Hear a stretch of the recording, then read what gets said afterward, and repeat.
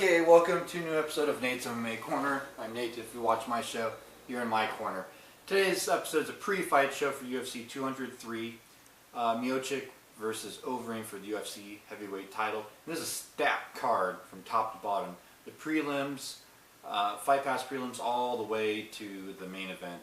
In the Fight Pass prelims, you have Yancy Medeiros, top prospect, young guy trained to the Diaz brothers, and then in the Fox Sports 1 prelims, you have Jessica Ivers, Betch Correia. So yeah, this card's stacked. So let's get started, and yeah, this is a pre-fight show for the main card with predictions. Okay, so the main event is for the UFC heavyweight title.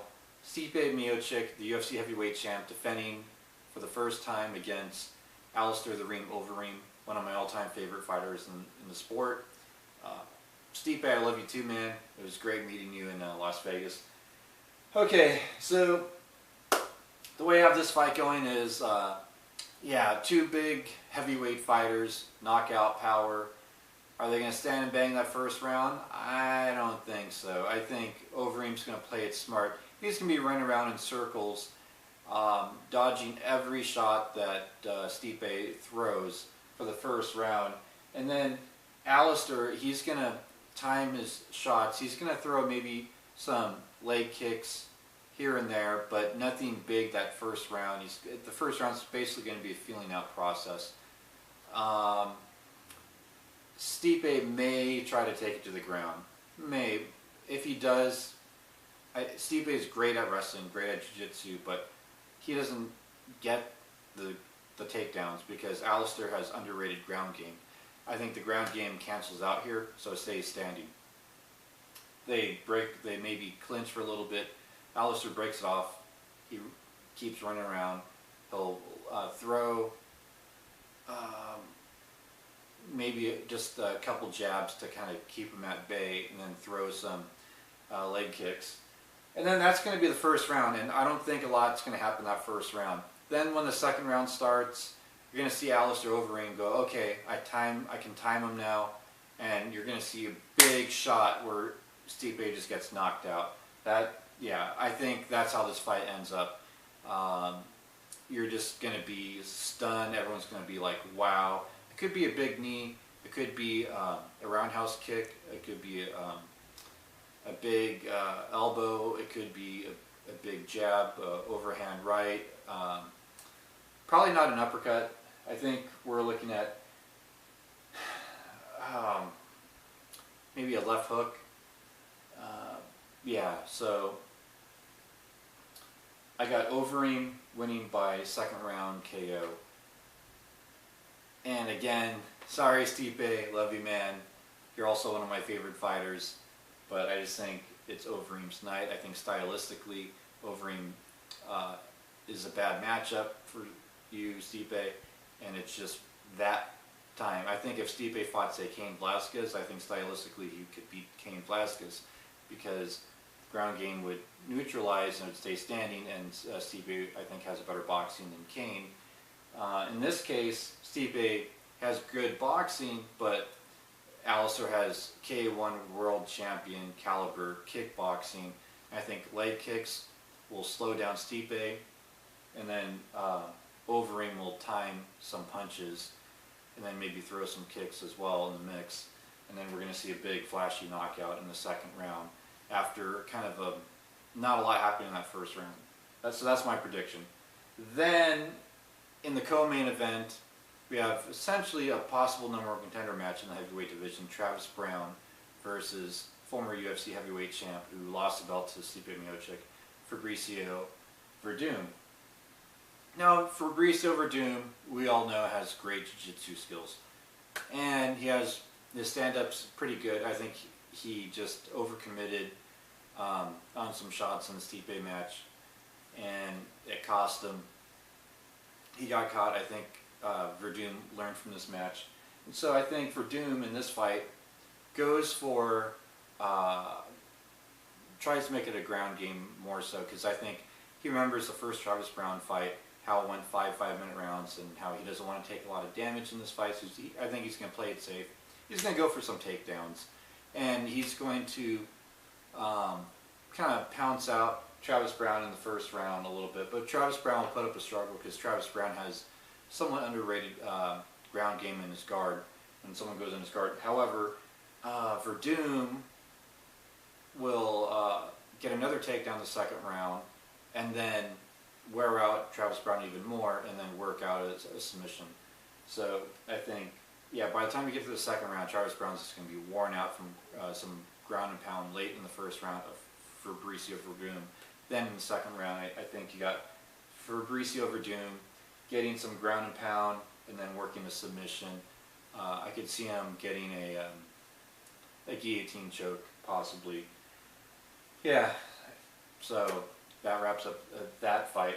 Then, in the welterweight division, making his UFC debut, CM Punk, former WWE World Heavyweight Champion, going up against Mickey Gall, a top prospect to look out for in the UFC at 24 years of age. Second fight in the UFC, coming off a big win against Mike Jackson.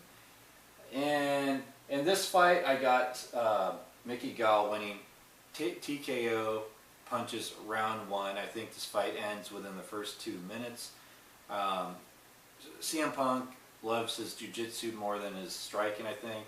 But CM Punk, if he tries to take down Mickey Gall, I don't think he gets it because Mickey Gall, last time I checked, has a brown belt in Brazilian Jiu-Jitsu, has been doing Jiu-Jitsu for 10 years.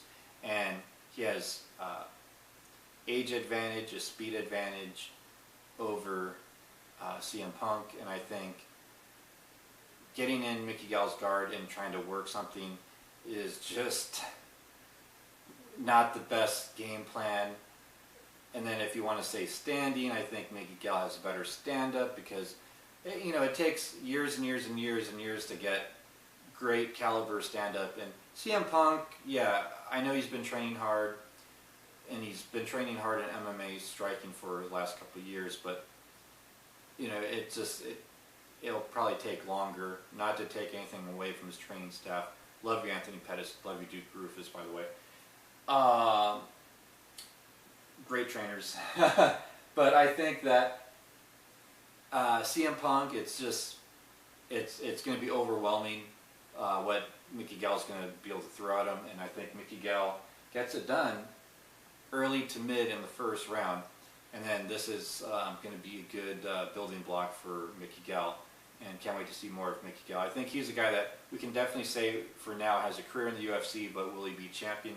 Too soon to say, but we can at the very least say he will have a handful of matches in the UFC. So I got Mickey Gall winning TKO round one. Then in the bantamweight division, we have Uriah Faber versus Jimmy Rivera. Now Jimmy Rivera, there's a lot of hype with him. And Uriah Faber, former WEC champion at featherweight, tried to get that bantamweight UFC belt on multiple occasions against top level guys. However, I think this fight goes to a decision, and Jimmy Rivera gets it because Jimmy Rivera, I think he's young and he's that guy that he's hungry for a big win. He's been waiting for a moment like this so he can start calling some opponents out.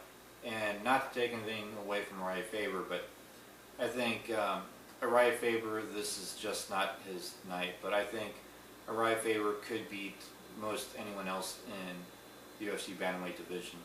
So, yeah, I got this fight pretty much. The ground game gets neutralized because Uriah Faber has great takedown defense, and then Jimmy Rivera has great wrestling. So neither guy, and also Uriah Faber has good wrestling. So they both have great wrestling, and it gets neutralized and stays standing, and it stays to a points match. And I think that Jimmy Rivera used speed in his punching power to keep Uriah Faber at bay and wins a decision here. I don't see anything big happening in this fight, but I think it's going to be a 30-27, if not 29-28 unanimous decision for Jimmy Rivera. Yeah, so this is going to be kind of the big coming out party for Jimmy Rivera. Then to kick off the main card, in the women's strawweight division, we have Jessica Ai versus Bethe Correia. Both great ladies. We met both of them. However, my bad. women's strawweight bout. Yeah, Jessica Andrade versus Joanne Calderwood. Yeah, this one I got Calderwood by decision. Jessica Andrade, great jiu-jitsu. Joanne Calderwood, I think her takedown defense has gone better, and I think that Calderwood keeps it at bay, uses her reach, uses some good power strikes, land some good significant strikes in the first couple of rounds to squeak out a 29-28 decision. I could see maybe Calderwood maybe gassing out in the third round, and then Andrade having some moments in the third round, so I could see this fight going 29-28 in favor of Calderwood. I see, yeah, it being a points match where Calderwood gets outpoints Andrade in the first couple of rounds by strikes, and then Andrade scores some points in the third round by takedowns. So, yeah, I got Joanne Calderwood by unanimous decision in this fight. But yeah, also in the prelims we have a women's bantamweight class, Jessica Bechbahea. I picked Jessica to win that one, unanimous decision. And then, yeah, Yancy Medeiros, Sean Spencer, main event of Fight Pass prelims. I got Yancy Medeiros winning that one, TKO round 2.